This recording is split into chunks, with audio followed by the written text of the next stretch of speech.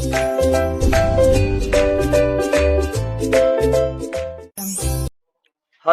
Friends, welcome back to one and only હિત study. હિત સ્ટડીમાં આજે આપણે ચર્ચા કરવી છે ટોપ 15 ક્વેશ્ચન. તો ચાલો શરૂઆત કરીએ આજના આ વિડિયો લેક્ચરની. પહેલો પ્રશ્ન છે, મહાભારતના યુદ્ધ દરમિયાન શ્રી કૃષ્ણએ અર્જુનને આપેલો ઉપદેશ કયા ગ્રંથમાં છે? તો તમે બધા જાણો છો એ કયા ગ્રંથમાં છે ભાઈ? તો તમે બધા જાણો છો કે ભાઈ એ ભગવત ગીતામાં છે. કયા ગ્રંથમાં ભાઈ એ સંગ્રહિત છે? તો yes, you are right, you all are right ભાઈ, ભગવત ગીતા આમાં સાચો જવાબ બને છે. બરાબર, ખાસ યાદ રાખજો ભાઈ, ભગવત ગીતા સાચો જવાબ બની રહ્યો છે.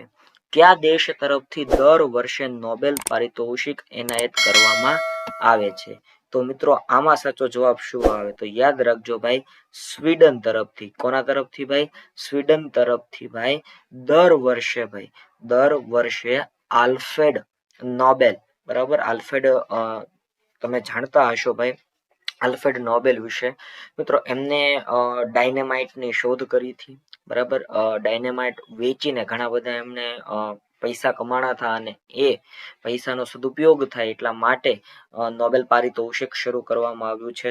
6 ક્ષેત્રોમાં આપવામાં આવે. કેટલા ક્ષેત્રોમાં આપવામાં આવે ભાઈ? એ પણ યાદ રાખજો ભાઈ, 6 ક્ષેત્રોમાં. કેટલા ક્ષેત્રોમાં ભાઈ? 6 ક્ષેત્રોમાં શું આપવામાં આવે? નોબેલ પારિતોષિક એનાયત કરવામાં આવે છે. તો ખાસ યાદ રાખવા જેવી બાબતો છે તમારા માટે. આગળ વધીએ નેક્સ્ટ ક્વેશ્ચન તરફ. તો વાલા મિત્રો, તમને એ પણ કહી દઉં, વિડીયો ગમતો હોય તો એક લાઈક કરજો, શેર કરજો અને આવા ને આવા વિડીયો જોવા માટે અમારી ચેનલને હજી સબસ્ક્રાઇબ ન કરી હોય તો એ પણ કરીને રાખજો. ગુજરાતના પ્રથમ રાજ્યપાલ કોણ હતા ભાઈ? આવો સવાલ છે, સિમ્પલ સવાલ છે ભાઈ. ગુજરાતના પ્રથમ રાજ્યપાલનું નામ પૂછ્યું છે. તો ભાઈ તમે જાણતા હશો ભાઈ, ગુજરાતના પ્રથમ રાજ્યપાલ કોણ હતા? તો ગુજરાતના પ્રથમ રાજ્યપાલ, yes you are right, Mehdi Nawaz જંગ. બરાબર, મહેદી નવાઝ જંગ એ ગુજરાતના પ્રથમ રાજ્યપાલ તરીકે રહી ચૂક્યા છે. ખાસ યાદ રાખજો. સહજાનંદ સ્વામીનું મૂળ નામ શું હતું? તો ભાઈ સહજાનંદ સ્વામીનું મૂળ નામ ઘનશ્યામ હતું. શું હતું? ઘનશ્યામ. બરાબર, એટલે કે એ option is a right answer in this question.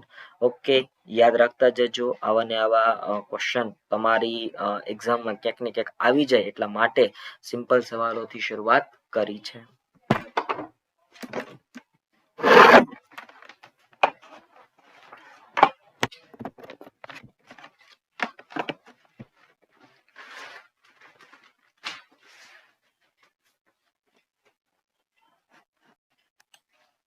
આગળના પ્રશ્નો તરફ વધીએ.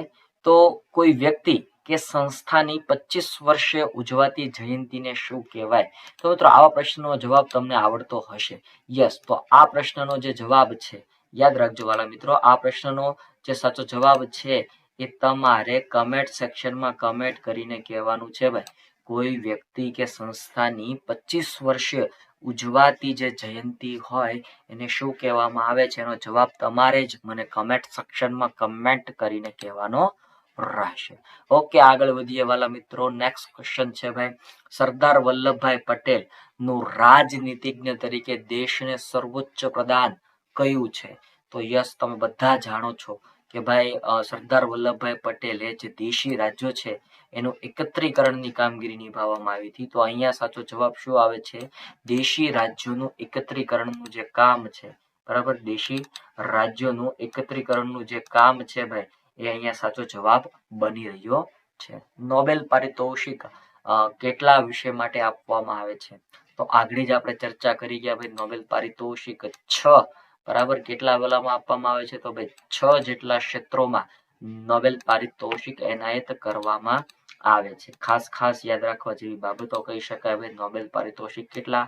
6 જેટલી વસ્તુઓમાં આપવામાં આવે છે. આગળ વધીએ ભાઈ નેક્સ્ટ ક્વેશ્ચન તરફ. ગુજરાતમાં સુધારાની ઝુંબેશમાં દલપતરામ ઉપરાંત કયા કવિ અગ્રેસર હતા? તો આમાં સાચો જવાબ આવે છે ભાઈ નર્મદ.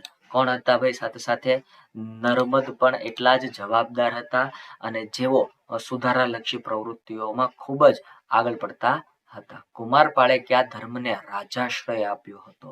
તો ભાઈ તમે જાણો છો ભાઈ, કુમારપાળે શૈવ ધર્મને, કયા ધર્મને ભાઈ? શૈવ ધર્મને શું આપ્યો હતો ભાઈ?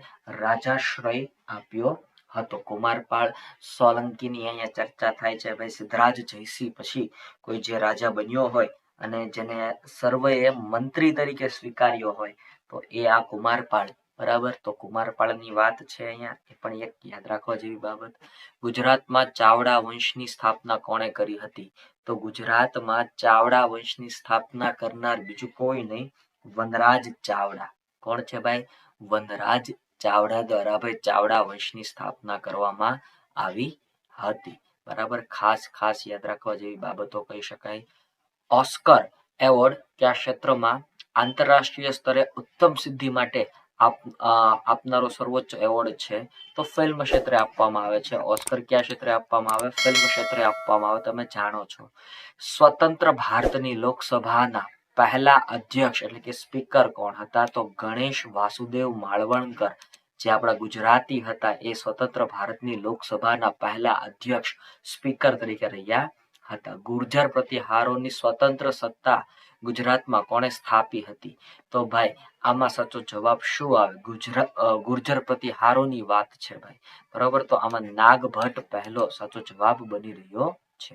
આજનું કયું નગર પ્રાચીન આનર્ત પ્રદેશનું પાટનગર કહેવાતું? તો યસ, વડનગર, બરાબર. વડનગર ને 2-3 નામ આપવામાં આવેલા છે. ચમત્કારત્વપૂર્ણ, બરાબર. ત્યારબાદ અહીંયા તમે જોઈ રહ્યા છો આનર્ત પ્રદેશ, બરાબર. તો આ બધા ખાસ એટલે ખાસ યાદ રાખવા જેવા બાબત કહી શકાય. ગુજરાતમાં પહેલી સુતરાઉ કાપડની મિલ કોણે શરૂ કરી હતી? તો શેઠ રણછોડદાસ છોટેલાલ દ્વારા ગુજરાતમાં સૌપ્રથમ કાપડની મિલ શરૂ કરવામાં આવી હતી. યસ મિત્રો, નેક્સ્ટ ક્વેશ્ચન તમારા માટે આવી ગયો છે. તમારે આનો આન્સર આપવો જ જોઈએ ભાઈ. નીચેનામાંથી રોમન સંખ્યાનું મૂલ્ય 40 છે ભાઈ. તો 40 માટેની રોમન સંખ્યા તમારે અહીં ગોતીને આપવાની છે, બરાબર. તો આનો જવાબ તમારે કમેન્ટ સેક્શનમાં કમેન્ટ કરવાનો છે. રાજીવ શબ્દ પર્યાય એટલે કે સમાનાર્થી શબ્દ નીચેનામાંથી કયો છે? તો ભાઈ એનો પર્યાય શબ્દ બીજું કોઈ નહીં, કમળ છે ભાઈ, કમળ. નીચેના પ્રશ્નો તરફ આગળ વધતા પહેલા કહી દઉં કે વિડીયો ગમતો હોય તો એક લાઈક કરજો, શેર કરજો અને આવા ને આવા વિડીયો જોવા માટે અમારી ચેનલને તમે સબસ્ક્રાઇબ કરીને રાખી મૂકજો વાલા મિત્રો. આગળ વધીએ. ગુજરાતના કયા રાજવીને સમ્રાટ અશોક સાથે સરખાવવામાં આવ્યું છે? તો ભાઈ કુમારપાળને ગુજરાતનો અશોક તરીકે ઓળખવામાં આવે છે. ભારત સરકાર દ્વારા કોઈ મહાનુભાવને તેમની જીવનભરની સેવા કે ઉત્તમ પ્રદાન માટે કયા સર્વોચ્ચ રાષ્ટ્રીય એવોર્ડથી સન્માનિત કરવામાં આવે છે? તો વાલા મિત્રો આમાં સાચો જવાબ આવે છે ભારત રત્ન એવોર્ડ. કયો એવોર્ડ ભાઈ?